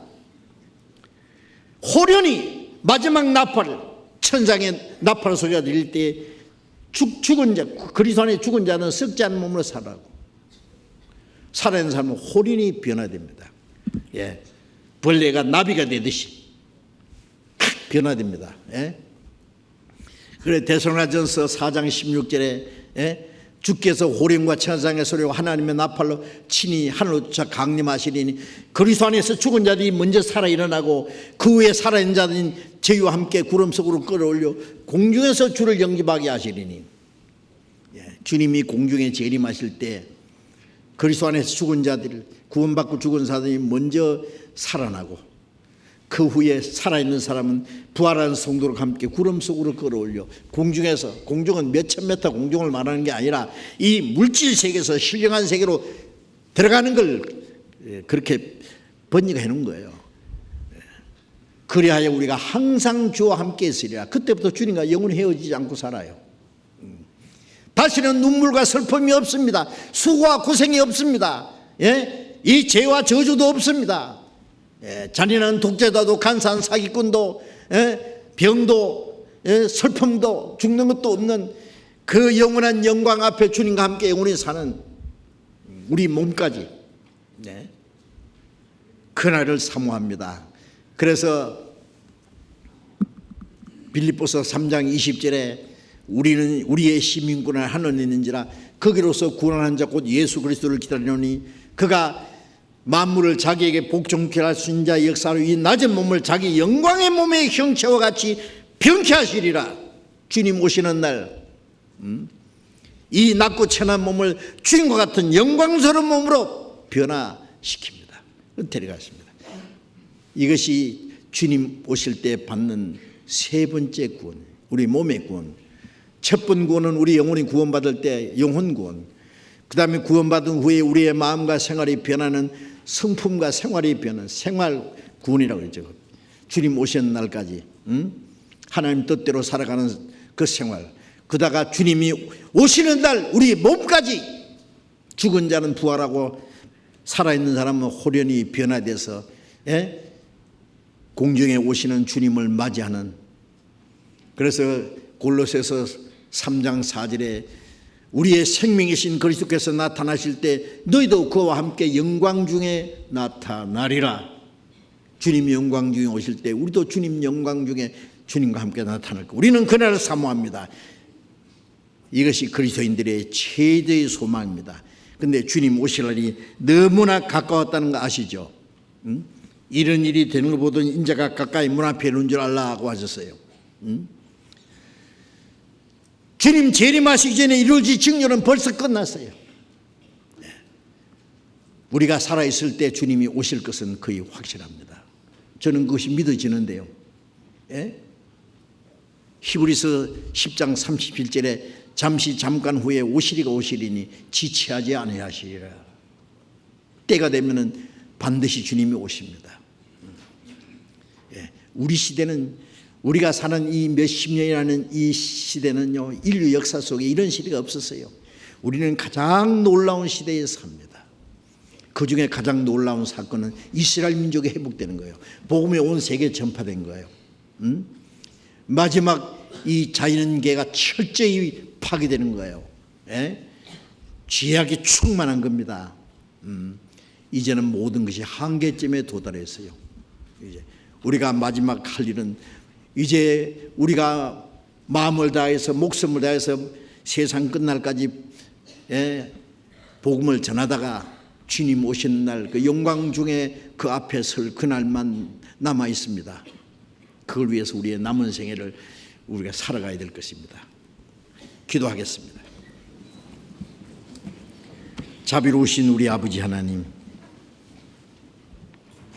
하나님이 작정하신 이 마지막 시대에 우리를 구원해 주시고 거룩하게 구별해 주시고 주님이 함께 계시 역사하시는 주님 교회 안에서 주님의 다스리심과 보호하심과 인도하심 안에서 주님을 섬기고 주님의 복음을 위해서 순종하며 살게 하신 은혜 감사합니다.